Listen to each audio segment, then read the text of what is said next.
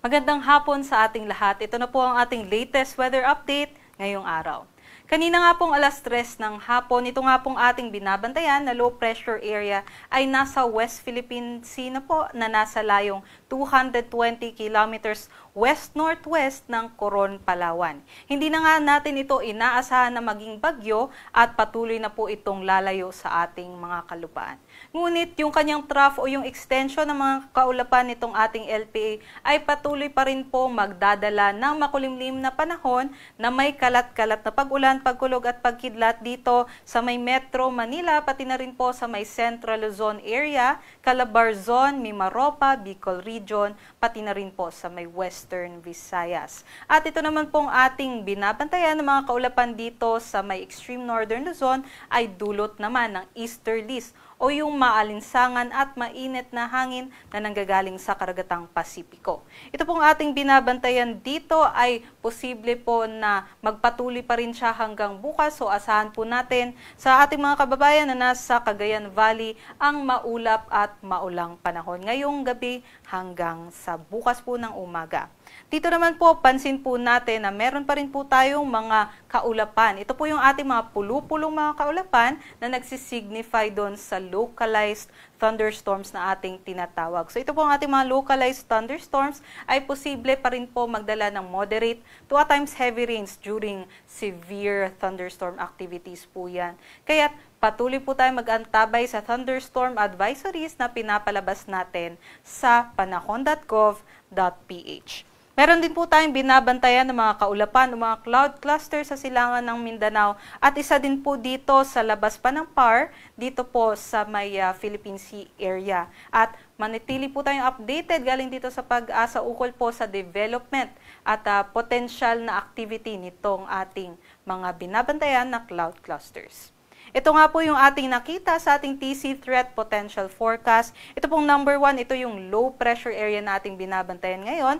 At sa ngayon nga po ay kumikilos nga po ito pa northwestward at bukas inaasahan natin na makakalabas na to ng ating Philippine Area of Responsibility. Yun naman mga kaulapan na nasa labas ng ating PAR ay may potensyal na mag-develop bilang isang low pressure area at kung maging LPA man ay posible niya pong tahakin ang northwestward na motion patungo po sa may central or northern Luzon area. Ngunit mataas pa po yung uncertainty ukol sa track and development po nitong mga cloud clusters kaya't mag-antabay po sa ating mga updates. Ito naman po ang ating aasahan na panahon dito sa Luzon bukas.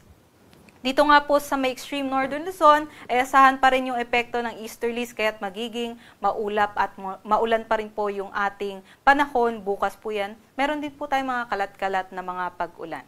Ito naman po yung aasahan natin na agwat ng temperatura sa Tugigaraw kung saan abot po ng 24 to 32 degrees Celsius.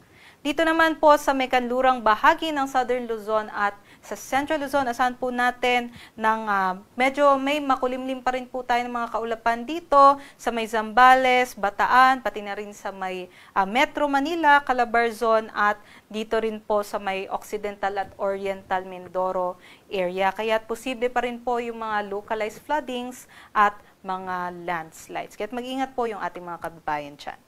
Sa nalalabing bahagi naman po ng ating Luzon area ay magiging maaliwalas naman po tayo at expect po natin mataas po yung tsansa ng mga thunderstorm activities sa hapon naman po.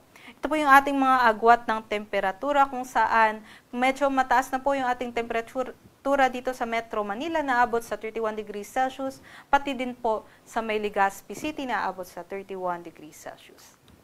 Dumako naman po tayo sa Palawan, Visayas at Mindanao, kung saan sa Palawan po ay apektado na din po sila ng southwest monsoon po o habagat, pati na rin dito sa may Western Visayas at Negros Island region. Kaya ang kanilang temperatura po medyo mababa po dito sa may Iloilo, abot ng 29 degrees Celsius. Pero sa nalalabing bahagi ng Visayas at Mindanao ay mainit po tayo sa umaga at meron lamang po mga posibleng mga pulu-pulong mga pag-ulan pagdating ng hapon o gabi.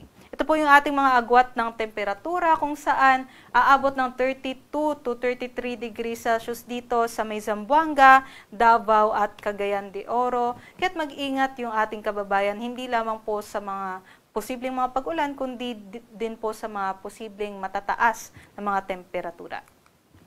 Sa ating sea conditions, wala naman po tayong nakataas na gale warning sa anumang baybaying dagat ng ating bansa, kaya't malayang makakapaglayag ang ating mga kababayan. Ngunit nasa katamtaman naman po yung ating mga pag-alon dito sa may extreme northern Luzon area, kaya't extreme caution pa rin po sa ating mga kababayan na mga mandaragat. Pero sa nalalabing baybaying dagat naman po ng ating bansa, asahan ang banayad hanggang sa katamtaman na mga pag-alon. Ito naman po yung ating 3-day weather outlook kung saan sa Miyerkules hanggang sa Biyernes, aasahan po natin ang improving weather conditions dito sa Luzon, Visayas at Mindanao habang papalayo po yung ating low pressure area. So, mainit po tayo sa umaga, ngunit mataas yung tsansa ng mga localized thunderstorms pagdating naman po ng hapon o gabi. Ganon din po dito sa may Visayas, asahan pa rin po ang maliwalas na panahon. Generally fair weather din po tayo dito sa Mindanao at mataas yung tsansa ng mga thunderstorm activity sa hapon at gabi, kaya't meron pa rin po mga biglaang mga pag-ulan, kaya't mag-ingat ang ating kababayan. Para sa Kalakhang, Maynila, ang araw ay lulubog mamayang 5:57 p.m. at sisikat naman po bukas ng 5:45 a.m. At yan lamang po ang latest galing dito sa Pag-asa Weather Forecasting Center. Ito po si Lian Loreto, sikaping makamtan ang kaalaman.